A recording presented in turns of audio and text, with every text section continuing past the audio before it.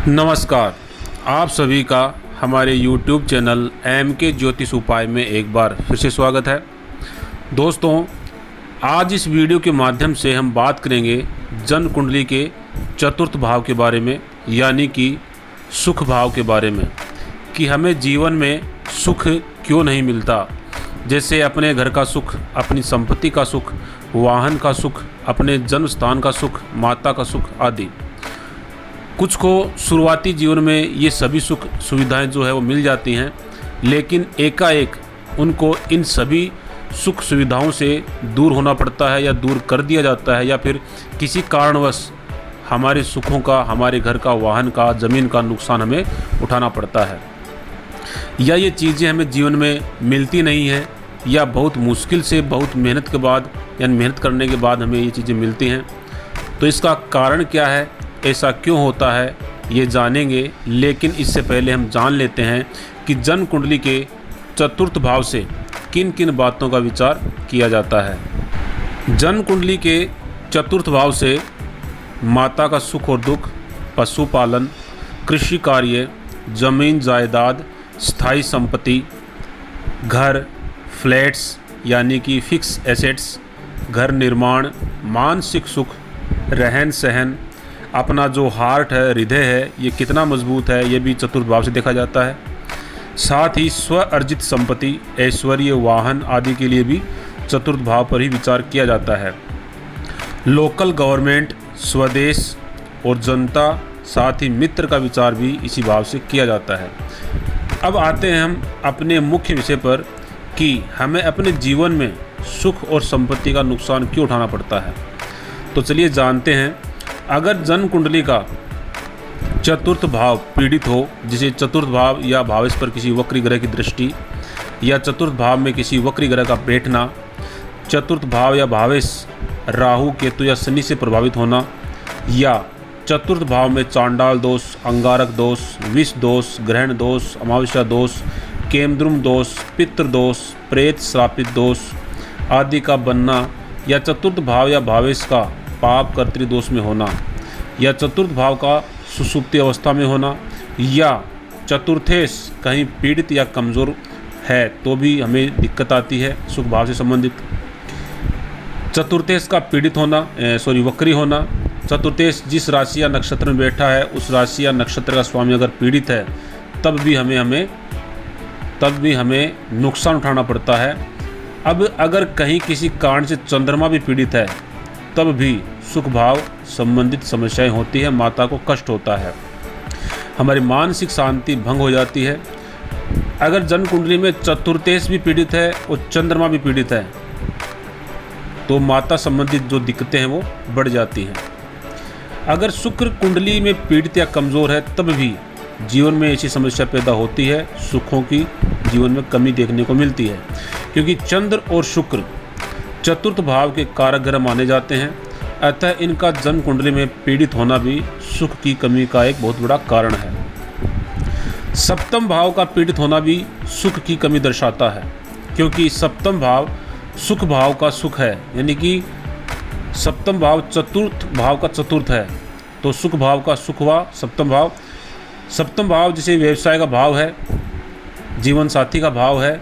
सप्तम भाव अगर पीड़ित हुआ या सप्तमेश पीड़ित हुआ तो हमारा व्यवसाय और हमारा वैवाहिक जीवन अच्छा नहीं चलेगा, और इसी के कारण हमारे सुखों में कमी देखने को भी मिलेगी। इसी प्रकार आप अन्य भाव से भी जोड़कर देख सकते हैं, जैसे धन भाव यानी कि दूसरे भाव से देख लीजिए। दूसरा भाव यानी कि धन भाव सुख भाव का आय भाव हुआ। अगर आप सुख भाव को लग्न में लेके जाएंगे तो हमारा जो धन संचय का भाव है वो आय भाव में चला जाएगा, तो जो धन भाव है वो सुख भाव का आय भाव हुआ। अब अगर हमारे पास धन संचय नहीं हुआ, धन की कमी हुई, हमारे पास पैसा नहीं है, तो हम अपनी ज़रूरतें पूरी नहीं कर पाएंगे और घर में दिक्कत होगी, और दिक्कत होगी तो सुख में कमी देखने को मिलेगी। मैंने आपको पहले भी बताया था और अब फिर बता देता हूँ कि जन्म कुंडली का प्रत्येक भाव अलग अलग तरीके से सभी भावों को प्रभावित करता है। जैसे चतुर्थ भाव के सामने वाला भाव दसम भाव, दसम भाव में अगर कोई पाप ग्रह बैठा हुआ है, कोई वक्री ग्रह बैठा हुआ है, या दसम भाव पाप कर्तृ दोष में है, तो सीधा सीधा उसका असर सुख भाव पे भी पड़ता है, क्योंकि उस ग्रह की दृष्टि पड़ती है। या फिर अगर वो ग्रह वो दसम भाव अगर पाप कर्तृदोष में है तो वो दोनों ग्रह चतुर्थ भाव के अगले और पिछले भाव में भी दृष्टि डालेंगे। तो जैसे पाप कर्तृक दोष में दसम भाव को पाप कर्तृक दोष लगा, उसी प्रकार सुख भाव को भी सेम वही दोष लगेगा। तो यहाँ सुख भाव और कर्म भाव दोनों पीड़ित हो जाते हैं पाप कर्तृक दोष में। चलिए अब आगे बढ़ते हैं। इसमें चतुर्थ भाव में त्रिक भाव के स्वामी का बैठना भी अच्छा नहीं होता, और चतुर्थेश भी जब त्रिक भाव यानी कि 6वें, 8वें और 12वें भाव में होता है तो सुख और संपत्ति का नुकसान उठाना पड़ता है। जैसे अगर चतुर्थेश 6वें भाव में हो तो बीमारी के कारण, कोर्ट कचहरी के कारण, झगड़े के चक्कर में, दुश्मनी के चक्कर में, ऋण लेकर के, ऋण में फंस कर के सुख और संपत्ति का नुकसान होता है। अब मैं ये नहीं कहता कि यहाँ ऐसा होगा ही होगा। अगर यहाँ 6वें भाव का स्वामी अच्छी स्थिति में है तो आपको लड़ाई झगड़े से, दुश्मनी से, कोर्ट केस से, ऋण से फ़ायदा होगा। बस शर्त यही है कि 6वें भाव का स्वामी अच्छी स्थिति में होना चाहिए और 6वां भाव किसी पाप प्रभाव में नहीं होना चाहिए। अब अगर चतुर्थेश 8म भाव में हो तो इससे अचानक सुख संपत्ति का नुकसान होता है। प्राकृतिक आपदा से नुकसान, भूकंप या बारिश के कारण नुकसान, अचानक वाहन का और घर के किसी सदस्य का एक्सीडेंट हो जाना, बॉम्ब ब्लास्ट के कारण नुकसान हो जाना, लॉटरी सट्टे के कारण नुकसान, तंत्र मंत्र या टोने टोटके के कारण नुकसान आदि। अब अगर अष्टमेश और अष्टम भाव आपकी कुंडली में अच्छी स्थिति में है तो आप लॉटरी सट्टे से, तंत्र मंत्र या ज्योतिष आदि से भी आपको फ़ायदा होगा, आप इनसे फ़ायदा उठा सकते हैं। अगर अष्टमेश और अष्टम भाव स्ट्रोंग है और सुख भाव का स्वामी अष्टम भाव में बैठा हुआ है तो फिर भी कहीं ना कहीं थोड़ी बहुत कमियां सुख भाव में देखने को मिलेगी, मगर इतनी नहीं अगर अष्टम भाव स्ट्रोंग है, अष्टम भाव का स्वामी अगर स्ट्रोंग है तो।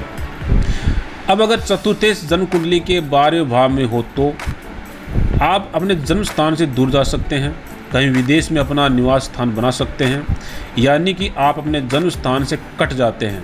आपको अपने जन्म स्थान के सुख और संपत्ति का नुकसान होता है, आपको अपने मित्रों का, अपने संबंधियों का नुकसान होता है, यानी कि जिन लोगों के बीच आप बड़े हुए, बचपन में खेले, उनका नुकसान आपको होता है और इन सभी की कमी आपके जीवन में महसूस होती है, जिस कारण आपके सुख में कमी आती है।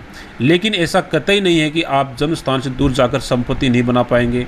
अगर 12वां भाव और इसका स्वामी ग्रह अच्छी स्थिति में है तो आप अगर विदेश में भी जाते हैं तो वहाँ पर भी आपको सुख और संपत्ति प्राप्त होती है। अब अगर आपके चतुर्थ भाव में शनि, मंगल, सूर्य, राहु या केतु हों और चतुर्थेश कहीं अच्छी स्थिति में हो तो आप जीवन में संघर्ष के बाद संपत्ति को हासिल करते हैं, लेकिन घर में हमेशा कलह का वातावरण बना रहेगा। घर तो होगा लेकिन घर का सुख बहुत कम मिलेगा। अगर चतुर्थ भाव पर किसी शुभ ग्रह की दृष्टि हो तो कुछ हद तक राहत भी देखने को जरूर मिलेगी। चलिए अब कुछ उपाय भी आपको बता देता हूँ, क्योंकि वीडियो नहीं तो बहुत लंबा बन जाएगा। उपाय हैं, अगर चतुर्थ भाव या चतुर्थेश आपकी कुंडली में किसी कारण पीड़ित या कमज़ोर है तो संबंधित ग्रह के बीज मंत्रों का अधिक से अधिक जाप करें, उस ग्रह के अधिपति की पूजा अर्चना करें।